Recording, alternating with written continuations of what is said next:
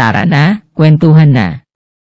Ito na nga mga guys, kakatanggap lang natin kanina ng balita na nag-apela na po kaagad ang Tape Incorporated sa APO para sa trademark ng Eat Bulaga.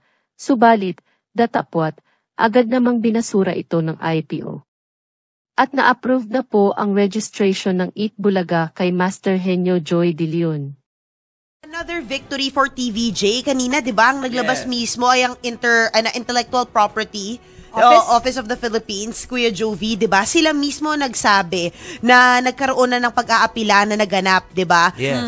Tapos yung tape bale doon sa Eat Bulaga. Parang ano pa yung saying niya? Mas mabilis pa sa alas 4? Yes.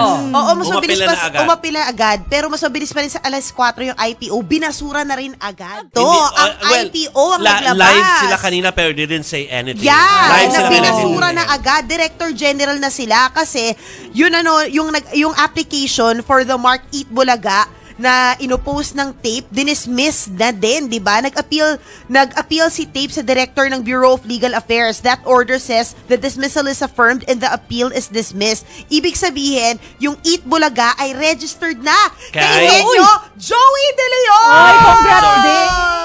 Muli dito sa Kwentuhan Tayo TV, binabati natin ang TVJ o Tito Vic and Joey sa maganda at maagang pamasko na ito sa kanila para sa pagkapanalo sa usapin ng sino ba ang nagmamay-ari ng titulong Eat Bulaga.